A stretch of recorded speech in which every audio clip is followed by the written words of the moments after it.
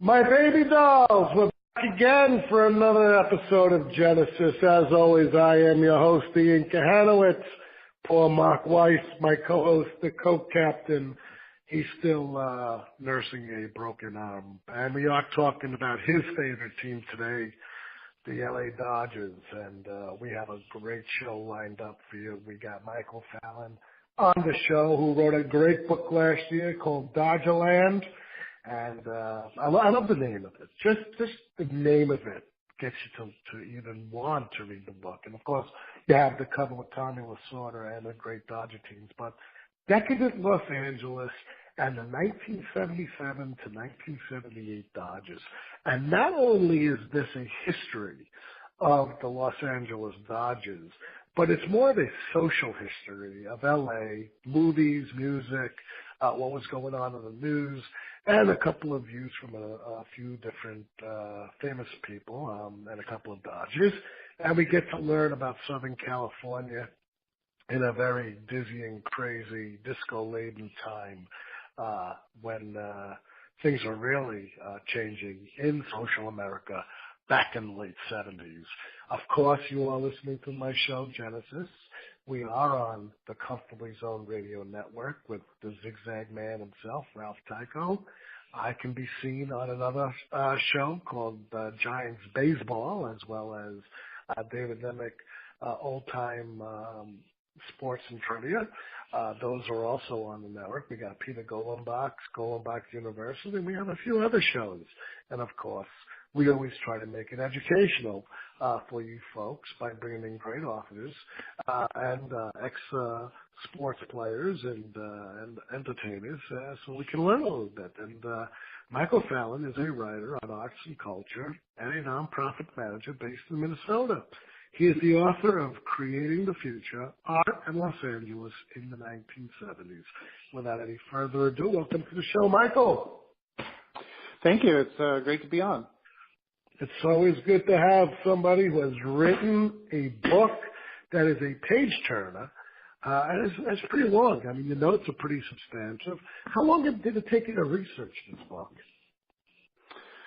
Well, from the beginning to the actual publication date, it was about 5 years. I wasn't working on it straight through.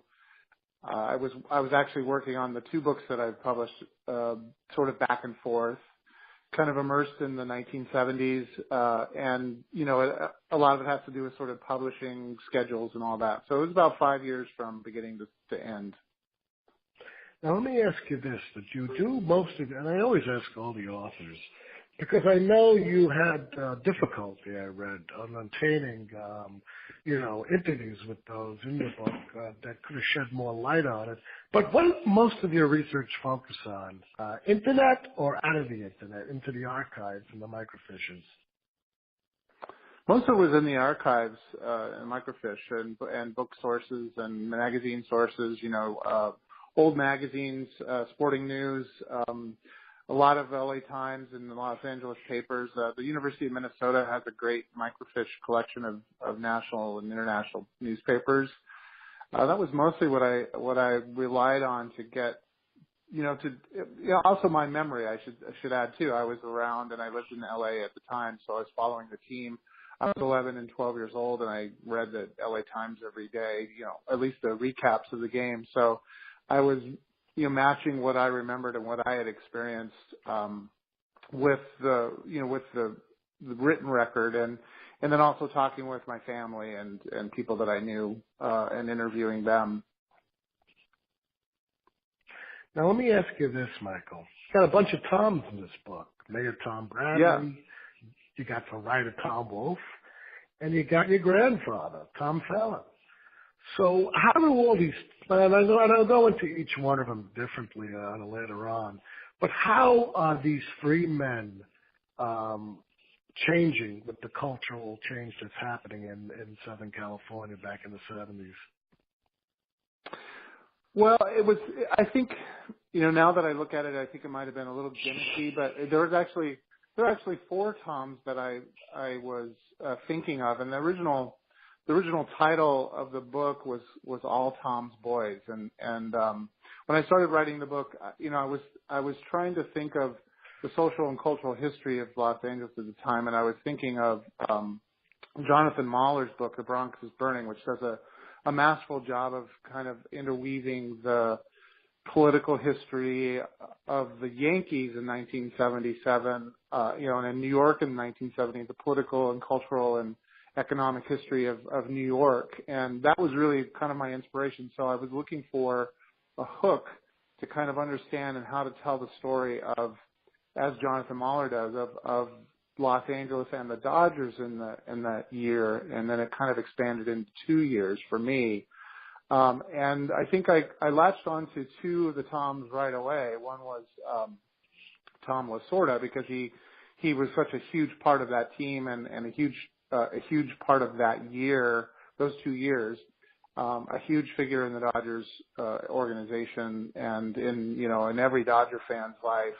And then also I was thinking about my own family's experience and my grandfather's experience. And so I had those two Toms in mind, and it just kind of went from there. I started following what Tom Bradley, the mayor of Los Angeles, was up to. And then, I pulled in Tom Wolfe later on because I had read so much about him and so many of his books about California. And I thought it was very interesting that he's probably the least obvious choice in the book, but he wrote so much. He was on the forefront of kind of recording what was hip and current in the 70s.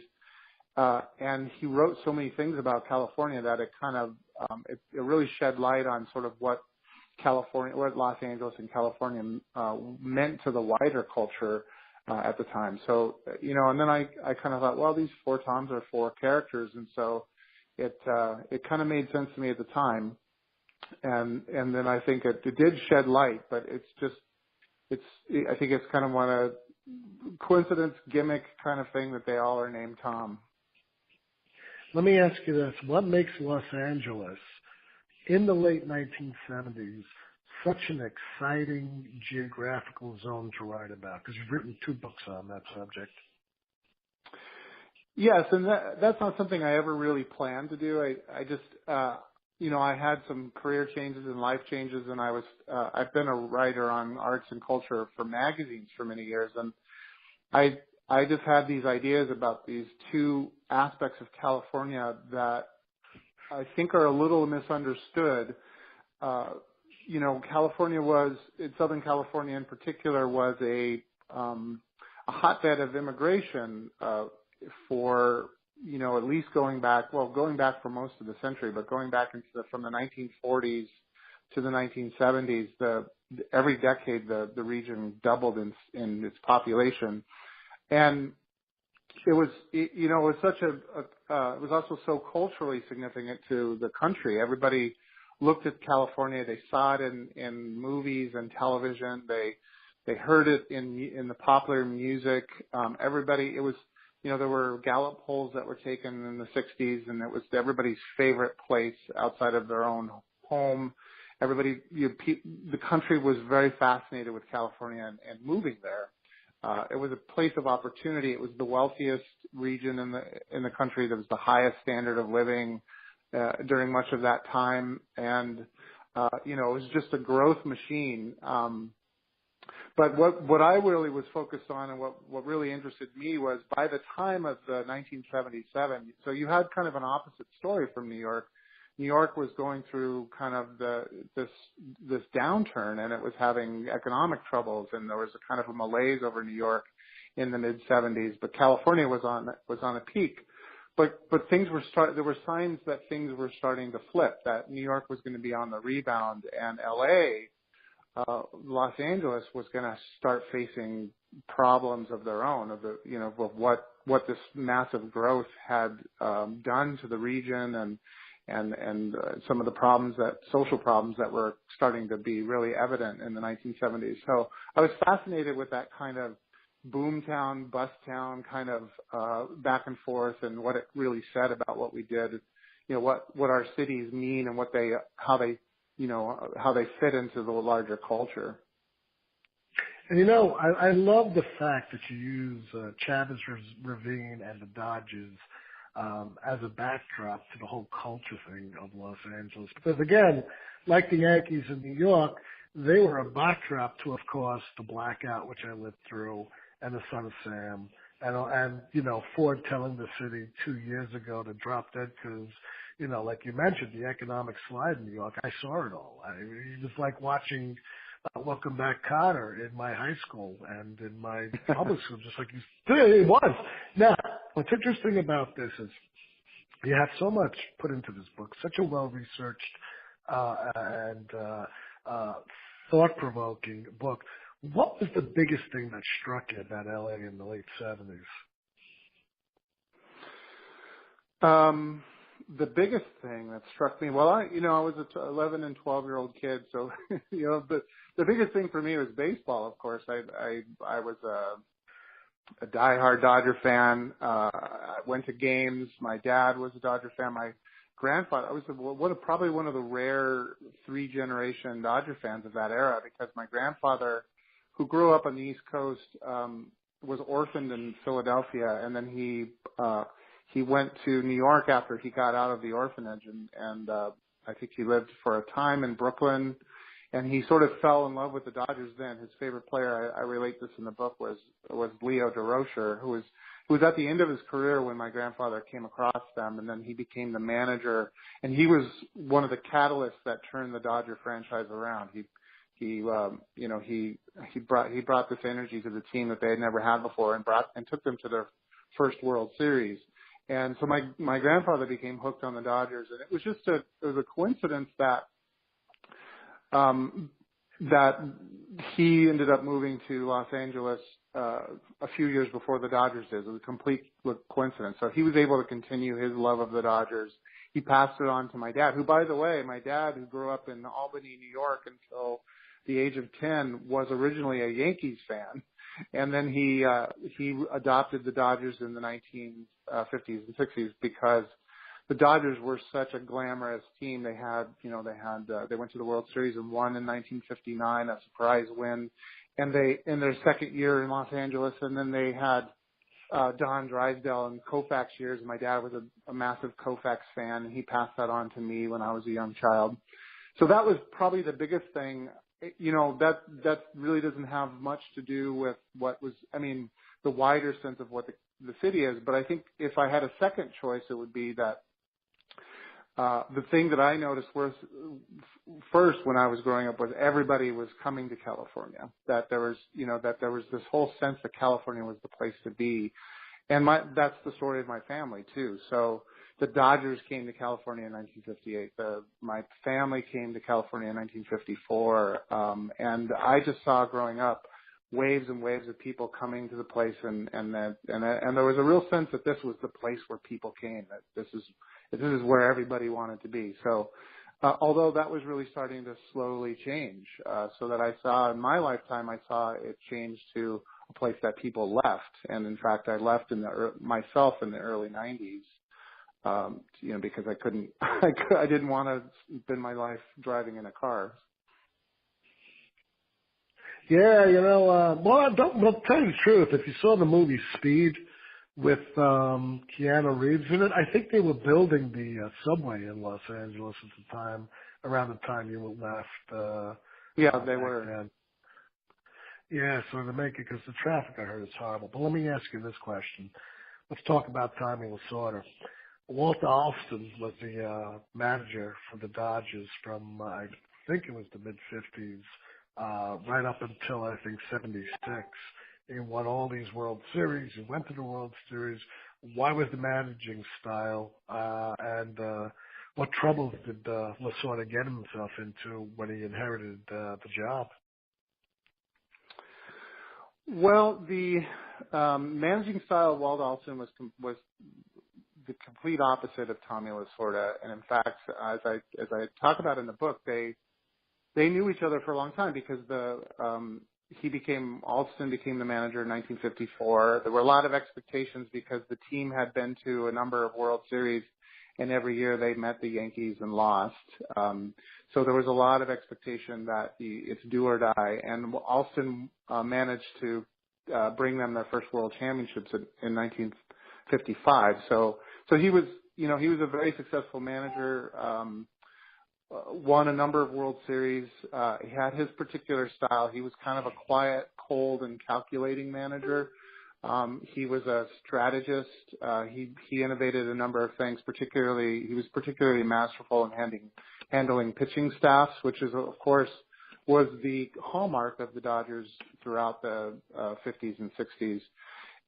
But by the time the 70s came around, the Dodgers had fallen on hard times in the late 60s and were rebuilding. And every year there was expectation again, because once you have this franchise, this storied franchise, the fan base was very expectant and wanted to win, and they would come close for a number of years and fall short. And of course they had the misfortune of being up against the Reds of the Big Red Machine era, which the Reds beat them out something like 7 out of 8 seasons in those years. And so, Alston was having a hard time getting over the hump for a number of those years, and then there was problems with. He started getting impatient with the new brand of baseball player and having tensions with his players, and there was a kind of a revolt on the team in 1975, and it kind of came to a head in 1976, and he resigned before the season ended in 1976, and Lasorda took over. Lasorda, on the other hand, was a completely different manager, not so much a strategist, known for his strategy, but more for cultivating players, being a player's manager, being a motivator, being out in front, and constantly talking. So, Alston was called the quiet man, and Lasorda has never ever in his life ever been called the quiet man. So, and they didn't get along. Lasorda was a minor leaguer when Alston took over the Dodgers, and he rubbed Alston the wrong way by pulling some practical jokes on him, and they never really reconciled. They never really got along. But the management of the Dodgers saw something in Lasorda, and they were, to a degree, they were right. Lasorda eventually won a couple of championships with the Dodgers and remained with the team, for more than 20 years as manager. Let me ask you this. Yeah, that's an amazing run when you think about it. Alston was in for 20 years, and so was Lasorda. And you did mention Leo DeRocha, and I just had a show on him the other day with the new book by Paul Dixon. If you haven't, I want to read that. I want to read that. Yeah, it's a very good book, and you did point that Leo really did turn the tables around for the Dodgers when they were in Brooklyn. I see a lot of paradoxes here, a lot of comparisons. Again, I grew up in Brooklyn. The Dodgers were from Brooklyn. Now they're on the West Coast, and they're playing the Yankees. But both cities and both teams have different characters. The Yankees had Reggie. Yankees had Billy Martin, and Lasorda. And again, if you go back 20 years to 55, Lasorda was on that team that won the World Series. Billy Martin was on the losing end of the stick, and now they're managing against each other. But you got all these different characters on Los Angeles that are just as colorful. Let's start with Don Sutton. Yeah, Don Sutton's an interesting guy. He was very acerbic, hard to get along with. Didn't really get along with many of his players, but and in fact didn't get along with Lasorda at all. He was one of the players who was firmly in Walt Alston's camp. He was the longest serving Dodger, been with the team since 1966. And he had a chip on his shoulder. He thought, I think he thought that, the franchise owed him something, and that he had an important position on the team, and that his legacy went back to he was on the team the last year that Sandy Koufax played, and so he always felt he wasn't given his due, and this team. He stayed with the team when the team, had its worst years in 67 and 68, and then was part of the rebuilding process. And I don't think he ever embraced or got along with any of the young players of the team. So he was is a very interesting character, an incredible competitor. You know, he didn't get along with Lasorda, but Lasorda admired his competitive spirit.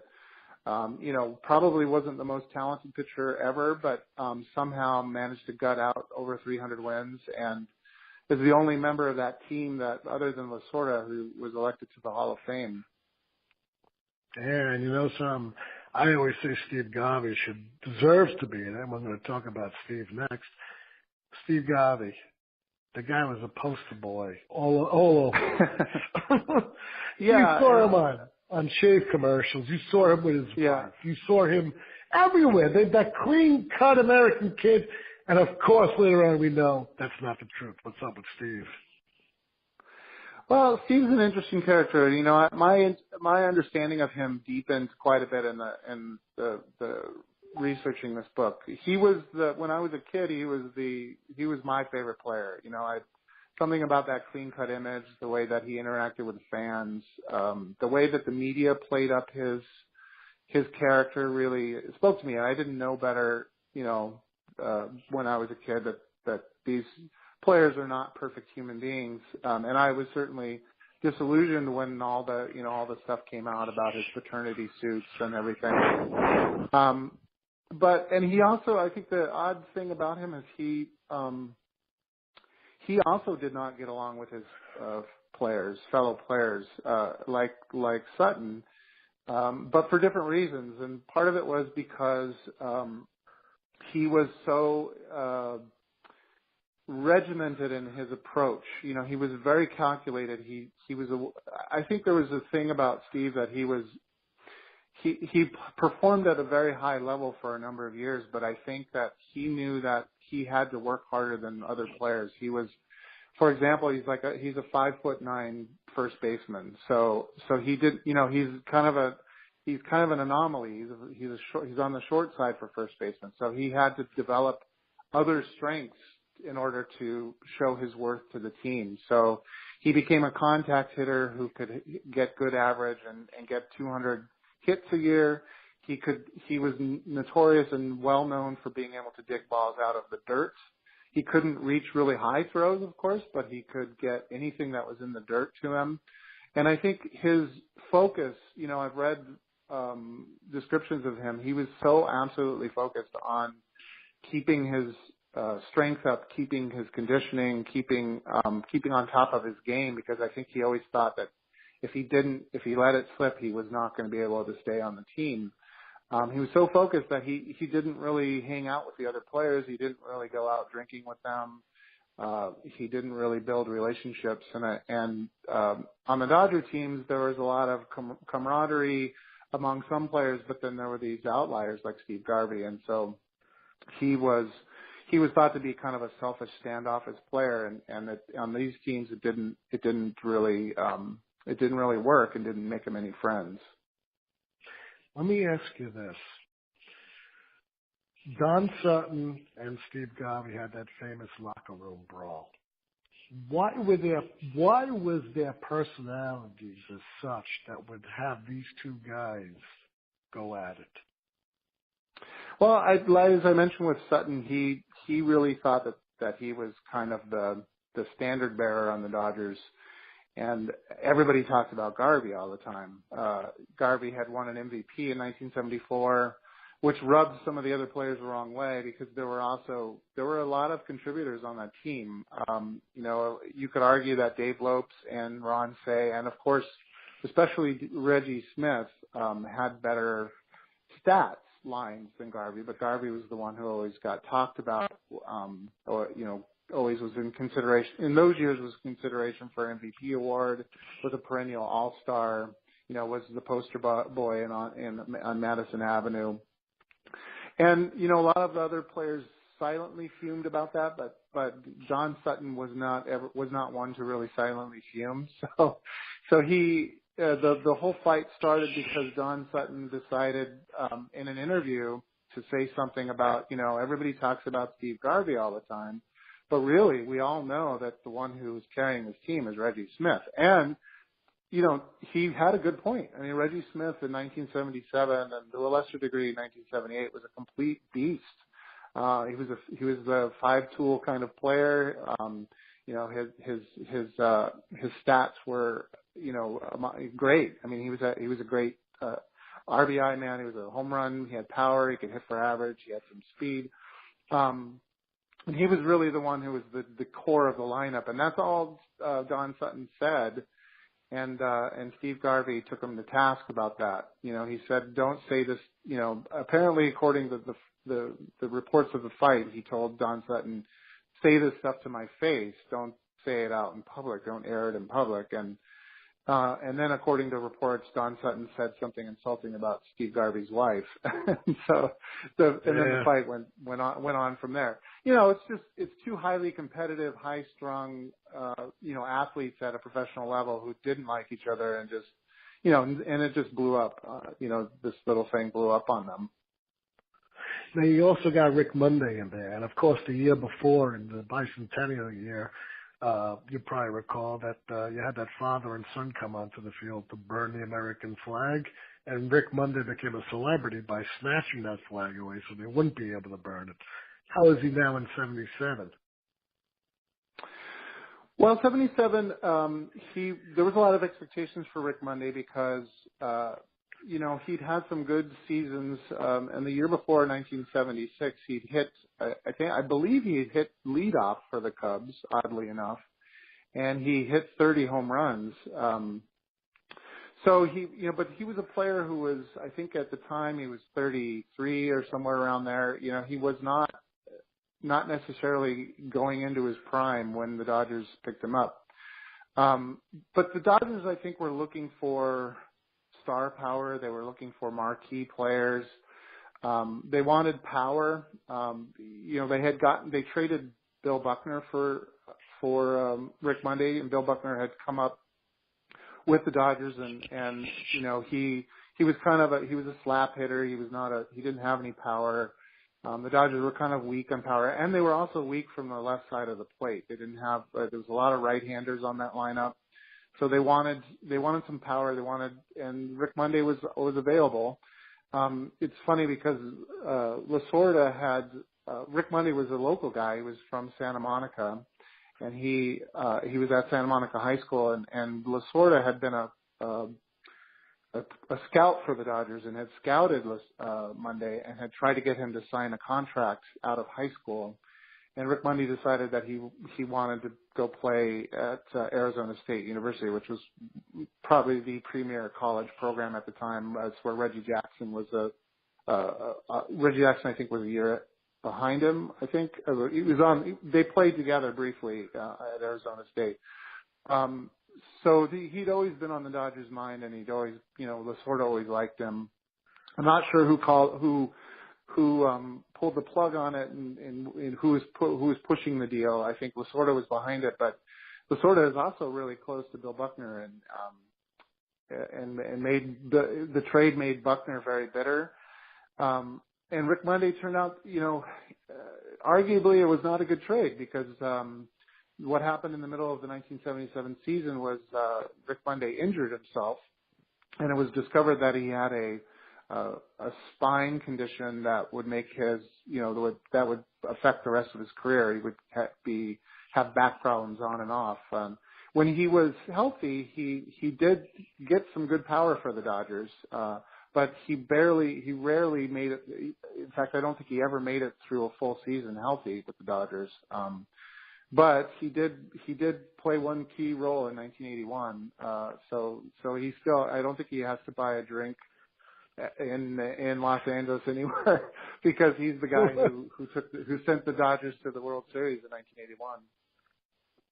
Let me ask you this: Steve Yeager, Steve Garvey, Davey Lopes, Bill Russell, Ron Shea, best infield ever?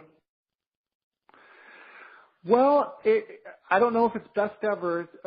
You have to define your criteria for that. I know that I when I was researching this, I looked up what Bill James had to say about this infield, and he said it was a good infield. I mean, the amount of time they spent together, they were all above average players. They were all pretty solid. They produced wins above replacements, and And they played together for, was it 7 seasons?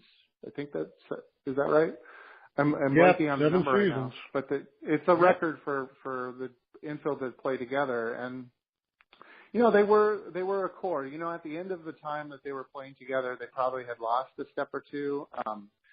I think James said they were above. It's hard to really assess fielding, but according to Bill James, he said they were all above average fielders. You could argue that at the end they weren't getting to a lot of ground balls that some younger players might have gotten to, but they were adequate. I mean, one of the interesting players in that group, I think, is Ron Saves, who's somewhat unheralded among the Dodgers players. He was a 2 or 3 time All-Star, compared to Garvey's, I think 8-time All-Star. I'm just pulling these numbers out off the top of my head, but I'm not sure if they're absolutely correct. He never really came close to MVP balloting, but if you look at the deeper sort of sabermetric stats, Say got on base quite a bit more than Garvey because he was more patient at the plate. He walked a lot. He also had more pure power, and he was actually a pretty decent fielder.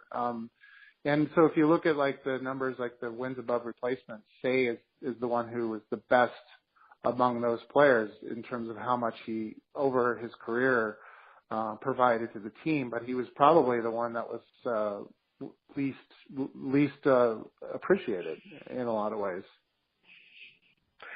Let me ask you this. I didn't even realize, and looking back, Dusty Baker was on the team. He had 30 home runs. He was instrumental when I look at the stats. Yeah, he was on the team for quite a long time. He stayed on the team past when most of the other players left on this team. I think Bill Russell was the one who stayed the longest. But he was an instrumental part of the team. One of the problems in 1977 was that he was coming off a pretty bad knee injury. He had been a center fielder for the Braves and then played with the Dodgers and blew out his knee. And so he in 77, there's some question in just how effective he was going to be.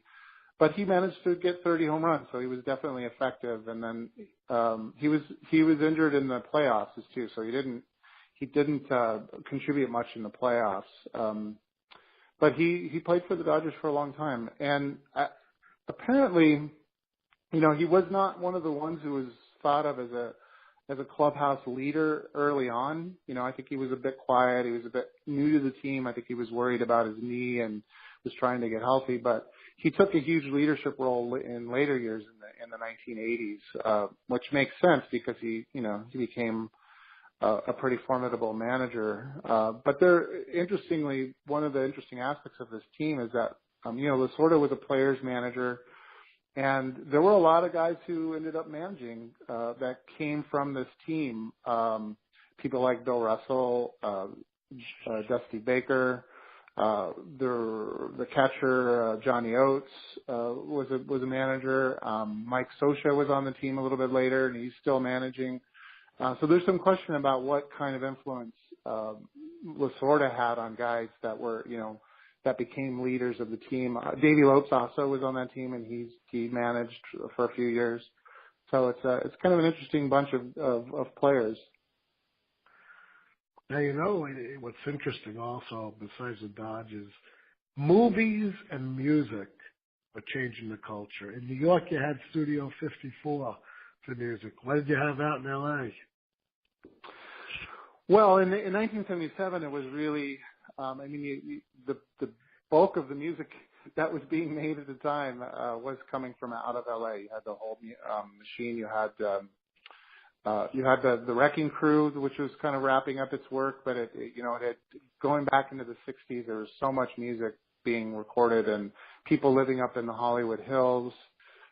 You had ranging from the Beach Boys and the Mamas and the Papas to the Eagles. If you could go through any list of pop hits from those years, from the late 60s into the late 70s, and you'd be astounded at the number of things that were being recorded and bands that were living there. Fleetwood Mac, for example, recorded all the Rumors album, which was a massive hit in California. Yeah, it was a place that brought out a lot of people, and there was a whole culture, and there were clubs on the Sunset Strip as well that had made a live music scene too that continued on into the 1980s. And let me ask you this: movies were changing. Movies had started changing since the last, in the late '60s, where the leading man was no longer this great all-American hero. Now you're getting the anti-hero like Dirty Harry or Al Pacino or Robert De Niro, and you're getting these anti-heroes. But now comes a new kind of movie, the blockbusters. And how did movies like Star Wars and Jaws and all this have an effect on the culture in LA back then? Yeah, it was a very interesting time. Starting in the late 60s, you had the so-called New Hollywood. You had figures, people like Dennis Hopper and Peter Fonda and Warren Beatty creating these more intimate films with the anti-heroes. And, a lot of it, in my view, and I think I agree with this, a lot of it had to do with sort of the demographic change that was happening. In the late 60s, you had the baby boomer generation reaching adulthood and wanting to see movies about their lives, wanting to see, the struggles that they were going through. And they wanted these anti-heroes because, the times were confusing for a lot of people with the Vietnam War and Watergate, and a lot of these things were reflected in the movies. By the time the 70s came around, I think everyone was sort of tired of that stuff. A lot of people wanted to go see movies. There were a significant number of people who wanted to see movies that were escapism, that were, I want to get away from all these problems. I'm tired of Watergate. I'm tired of Vietnam. I just want to enjoy myself. And, I think movies like Jaws and Star Wars filled a real need that people had. They had kind of gone through their emergence to adulthood, and they suddenly just wanted to have fun. And I remember, I was 11. I saw Star Wars in the first week that it came out at the movie theater. It had been, it had been talked about. I read articles on it in Time magazine. People at school were buzzing about it. This was a movie that was, it was really for kids, but it wasn't. It was, it swept up everyone because it was just a space fantasy.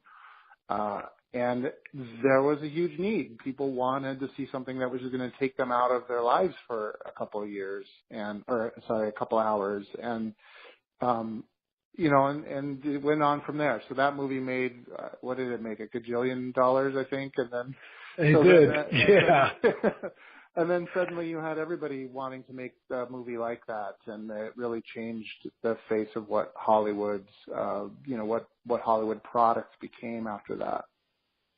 You also mentioned Hugh Hefner in the book, and of course Hefner, founded Playboy Enterprises, and that goes back to '53. In my analysis of Hugh Hefner, he really did have the pulse on the changing culture scene, especially living out in California. How was he instrumental in changing his mechanics and changing his magazine to accommodate the changing scenes in Southern California? That's a good question. I don't know if I have an answer to that.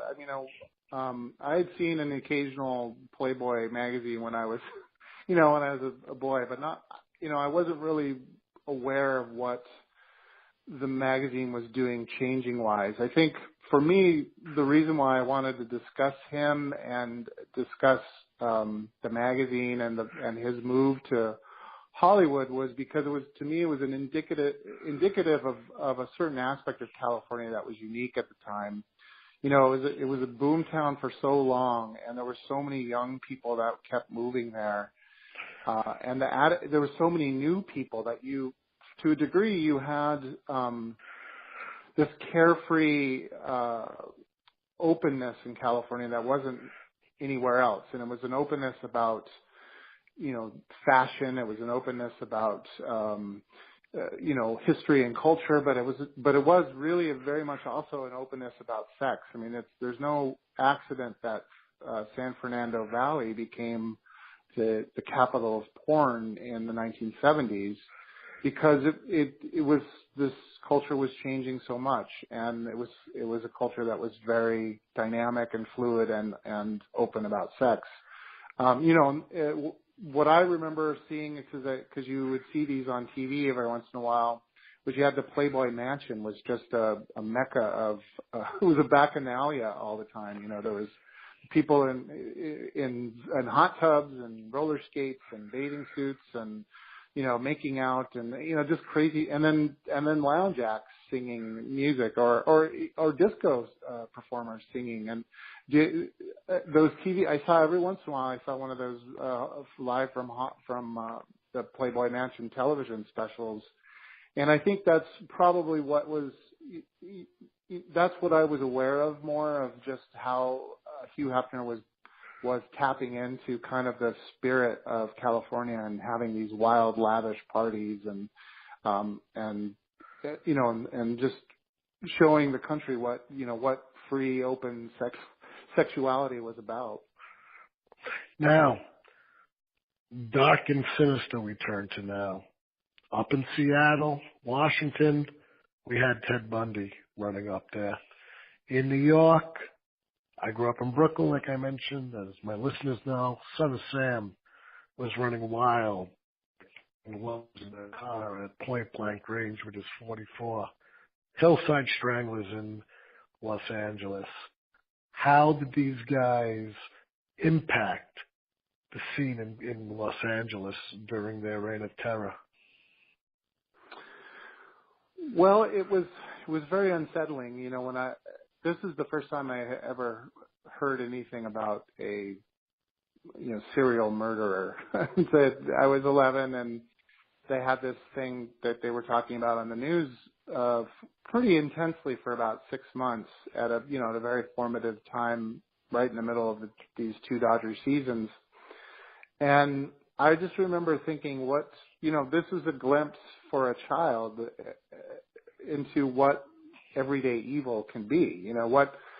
This is a town that I live in, and people that I know, and it's a big place, so I don't know everyone, of course, but just the idea that there would be these girls that would be targeted, that they would dump their bodies on the side of the road, and that it would go on, and it would be difficult to find these people, was very, very frightening. So, when I was reading the Mahler book, now Mahler goes a lot more into, in Bronx is Burning, into the investigation and the attempts to find Son of Sam. And I think the Son of Sam story has a lot more details to it, because there were letters and, there was a lot more meat there. But the Hillside Stranglers were just, well, it was thought to be one person. It was called the Hillside Strangler. It turned out to be two people. They were cousins, I believe, if I remember correctly. And that was just so mysterious, because they had no idea who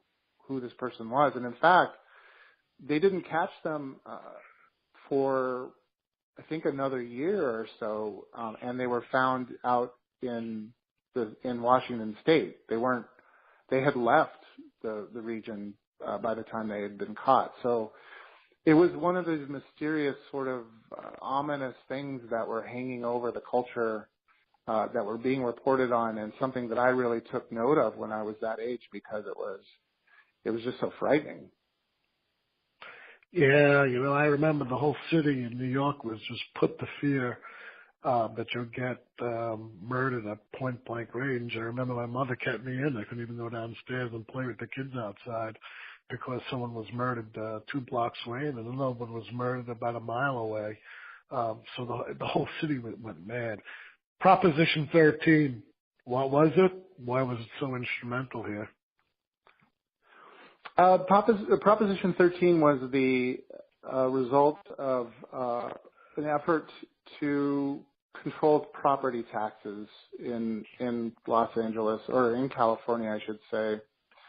One of the odd aspects of California at that time was, I can remember this, in the early 70s, my parents bought a house in Pasadena, California, for, I believe it was $40,000. And then sold it about 3 or 4 years later for somewhere in the neighborhood of $150,000. And this is what was happening. It was starting to take off in the 1970s. It's well known that California is an incredibly expensive place to own a home. But at those days, in the early 70s, it wasn't. The land was cheap, property was cheap, everything was growing. But it started booming, and one of the offshoots of that was people would buy a house, and then they would get these huge property tax bills because the assessments were getting so high. So this effort was made to cap property tax growth to a certain percentage, and in order for people to kind of not, suddenly be priced out of keeping their homes because the taxes are gone so high. And it was the first this was a long effort. The leader of it, I'm blanking on his name, was Howard. I'm forgetting his last name right now, but he had been working on this for years and years, and he was part of an organization. But he sort of devised the strategy in California that other places copied, because they have a public referendum law in there where people in the citizens can propose a law and put it on the ballot if they get enough signatures. And he worked on it for a number of years and was defeated a number of times until he finally figured out the winning formula for getting this through. And it was the first major anti-tax referendum that ever passed in the country, and it was a model for a lot of what other organizations followed. But it had a huge effect. I mean, it certainly helped ease people's tax burdens, but it didn't slow down the increasing prices of houses, and it also burdened the public services quite a bit throughout the years. And I think it's well known that California has a odd budget problem because they have a hard time raising enough of their revenues to keep the state solvent. So some people blame that proposition with helping to cause that. I'm not versed enough to know the whole, all of the economics of that, but it was a pretty revolutionary thing at the time, and it really said something about what California was about at the time. The Dodgers make the World Series 2 years in a row, 77 and 78. Again, they go play the New York Yankees. It's the first time in about 14 years since '63 when Drysdale and Koufax shut down the Yankees and swept them 4-0. Is there any competition or rivalry between Los Angeles and New York in competing cities, West Coast, East Coast, that are contributing to the rivalry besides the Dodgers coming from Brooklyn here? Well, there definitely was on the California side. I think California was quickly approaching Chicago as the second largest city in the country. In the late 70s, it would pass Chicago in the early 80s. And, it was a city that was starting to realize its might and its size and its economic power and its cultural power. And so in every and I write about this in my first book, the artists in the art world, New York is the center, still is. But California, showed in the 1970s that it could be a competitor, and it felt that it was a competitor. I don't know that, New York thought much of Los Angeles. There's that famous scene in Annie Hall where Woody Allen, poo-poos California, says all they're really known for is you can turn right on a red light in California. But and I think people in New York have the history and the culture that goes way back. but when you're the second largest city or soon to be the second largest city, you set your sights on what do you want to be. And I think a lot of Los Angelinos thought that they could be great like New York was great. And, the baseball rivalry, again, I think it probably was, the Dodger-Yankee rivalry is unlike any other rivalry in baseball because they've played in the World Series so often. They used to be so close to each other. But the Dodgers definitely, and especially Dodger fans definitely feel a rivalry with New York, and it I think it might be more on the Dodger side than on the Yankee side, but it kind of mirrors what California and what Los Angeles I think feels about New York. And I also would say that it's a positive thing too. I think there's a real there's a rivalry, but there's a real appreciation for what New York is, both in its history and culture and in baseball. Let me ask you this question. In Brooklyn, when the Dodgers were there, didn't matter if you were African American, didn't matter if you were Latino, didn't matter if you were Jewish, Irish, or when you were at Ebbets Field, you were a Dodger fan. Didn't really matter. I know that the Latin population in Los Angeles had problems with Chavez Ravine, and it really wasn't fully embraced by Latinos until a few years later when Fernando Valenzuela became the darling of Los Angeles. Do you think that the Los Angeles fans of the 1970s were die-hard Dodger fans culturally, like the Brooklyn fans back in the earlier part of the century? That's a tough and good question, and a fair question. From what I understand about Brooklyn fans, I don't think the Dodger fans of LA are the same.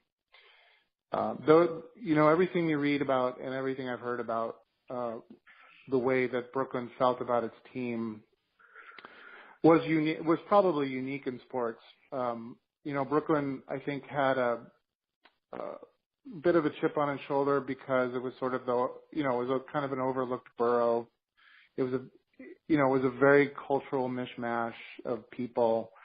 It wasn't the wealthiest borough of New York.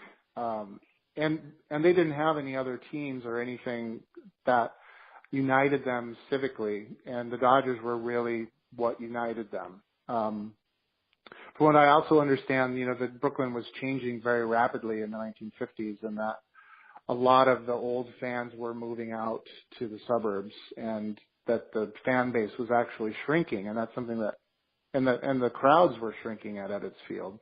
But in its heyday, I think there's really nothing like the love that Dodger fans felt for their team back when it was in Brooklyn.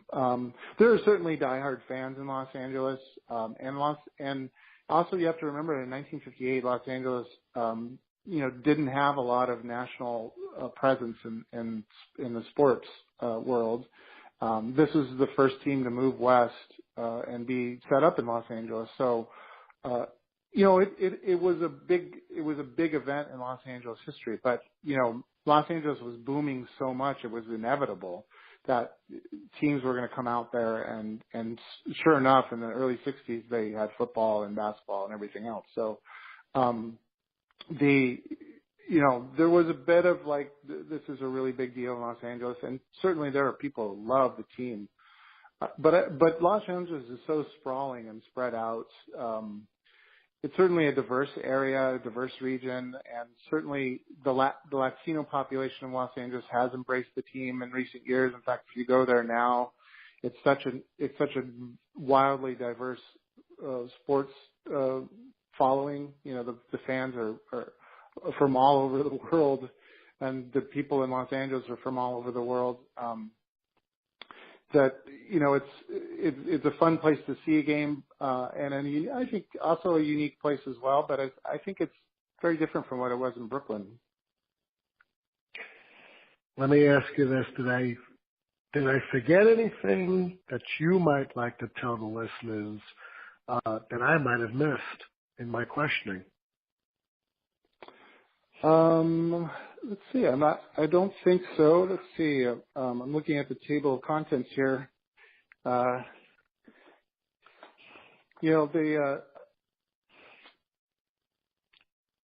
covered a lot here. Well, I think we didn't talk a lot about Tom Bradley. It's sort of the political story, and I recount what he was focused on in 1977, 78, and that was he was really thinking about Los Angeles as the international city that he wanted it to become, and that it was inevitably going to become. And so I thought that including the Olympics, the struggle he had to try to bring the Olympics to Los Angeles in 1984 it certainly took up a lot of the news cycle in those years, and it was an interesting struggle because it kind of revealed something about the politics of Los Angeles, the particular fight, the way that certain communities have a lot of sway and a lot of pull. But that for a while I was thinking like a book that would be a sequel to this might be the 1984 years, and what the Olympics meant to people in those years. And it was a pretty big event when that happened. Of course, it also,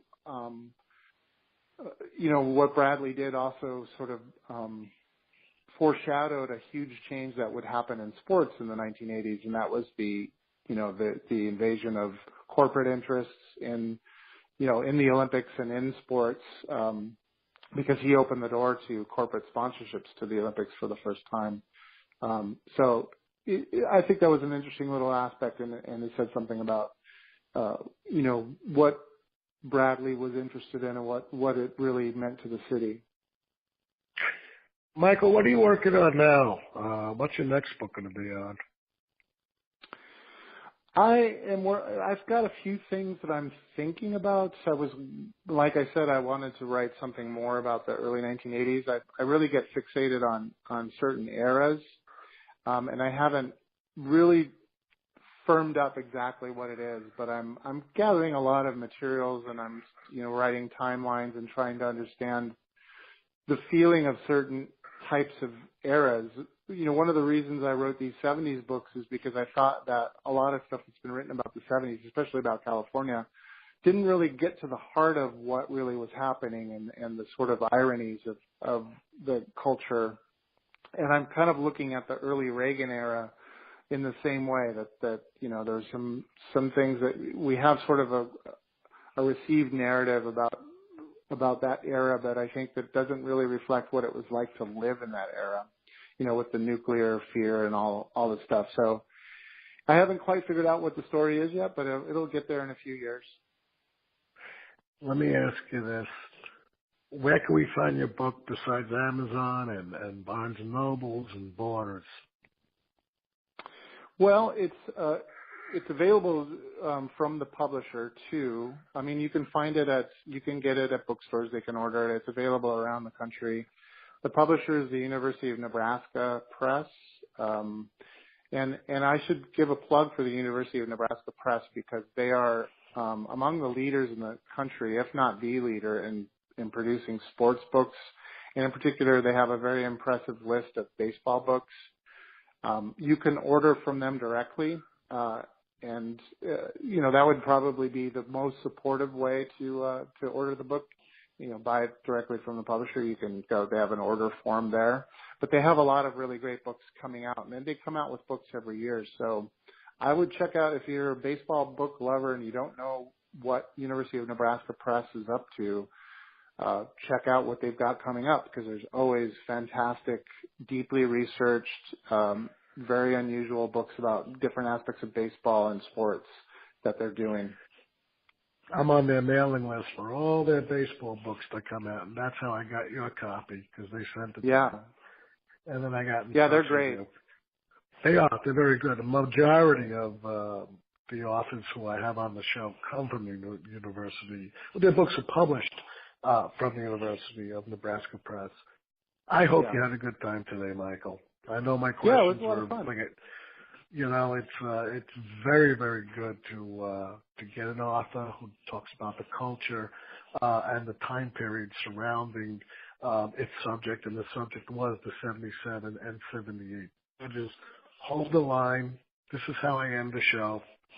Folks, you're a Dodger fan, you're a 1970s fan, you're a baseball fan, go out, get this wonderful book on Dodgerland. I'm a Yankees fan. I'll excuse the Dodgers for this one time. Great book. Michael Fallon really weaves a lot of good inner and outer stories from the Dodgers culture. You'll learn a lot of things that I even learned about. Talking to Michael, as you see today, very, very, very, very knowledgeable on the subject. Well worth the read. As always, I'm Ian Kahanowitz, your host of Genesis. I'm in for Marc Weiss, who's still ailing, and for our guest today, Michael Fallon, and in the immortal words of Edward R. Murrow, good night, folks, and good luck. We'll see you next time.